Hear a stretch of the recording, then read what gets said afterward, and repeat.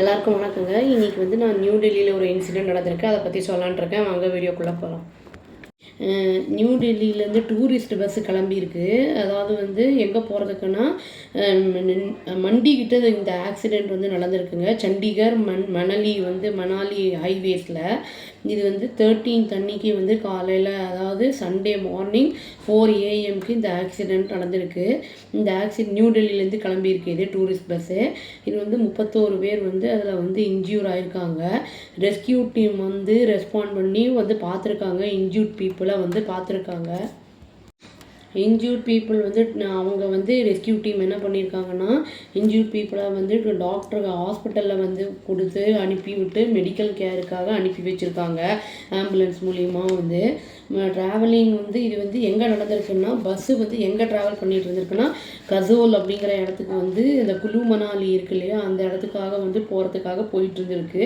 அப்போ வந்து மொத்தம் 31 பேர் இன்ஜூர் ஆயிருக்காங்க இல்லையா, அதில் வந்து கிரிட்டிக்கலாக இன்ஜூர் ஆனவங்க 2 பேர். அவங்க வந்து நெட்ஷாக் அப்படிங்கிற மெடிக்கல் காலேஜில் வந்து அவங்கள அனுப்பி விட்ருக்காங்க. 6 பேர் சீரியஸ் இன்ஜுரிஸ்ன்னு போட்டிருந்தது நியூஸில். மித்த இருக்கிறவங்க எல்லாருக்கும் வந்து மைனர் இன்ஜுரிஸ் தான் ஆயிருக்கு, குட்டி குட்டி இன்ஜுரிஸு. இப்போ ஏஎஸ்பி, அதான் அசிஸ்டன்ட் சூப்பரண்டென்ட் ஆஃப் போலீஸ் என்ன சொல்லியிருக்காங்க அப்படின்னா, இன்வெஸ்டிகேஷன் வந்து பண்ணிக்கிட்டு இருக்காங்க, ப்ரோப் நடந்துக்கிட்டு இருக்கு. இதில் அவங்க என்ன வந்து சொல்கிறாங்கன்னா, ஓவர் ஸ்பீடு வந்து இந்த ஆக்சிடெண்ட்டுக்கு வந்து ஆறத்துக்கு காரணமாக இருந்திருக்கும் அப்படின்னு வந்து சொல்கிறாங்க. ஏன்னா அது ஹில் ஸ்டேஷனுங்கிறனால வந்து நம்மளுக்கு வந்து ரொம்ப வந்து ஃபாஸ்ட்டாலாம் போக முடியாது. நார்மலாக போகிறத காட்டிலும் அது வந்து ஒரு குறிப்பிட்ட லெவலில் தான் அது வந்து நம்ம போகணும். ரொம்ப ஃபாஸ்ட்டாலாம் போக முடியாது, ரொம்ப வந்து ஃபாஸ்ட்டாக போக முடியாது நம்ம. ஏன்னா வந்து இந்த ஒரு சைடில் வந்து மலை இருக்கும், இன்னொரு சைடில் பள்ளமாக இருக்கும். நம்மளுக்கு பாதுகாப்புக்கு எந்த ஒரு ஃபென்சிங்கோ எதுவும் இருக்காது. அதனால் வந்து நம்மளுக்கு ஜாக்கிரதையாக போகணும். ரொம்ப எந்த கியரில் போக சொல்லியிருக்கோ அந்த ரூல்ஸ் எல்லாம் இருக்குது நம்மளுக்கு. இந்த ஹில் ஸ்டேஷனுக்கெலாம் போகும்போது எந்தெந்த கியரில் போகணும், எந்தெந்த ஏரியாவில் அப்படிங்கிறதுலாம் இருக்கும். அதை ஃபாலோ பண்ணிவிட்டு போனால் தான் நம்மளுக்கு சேஃபு.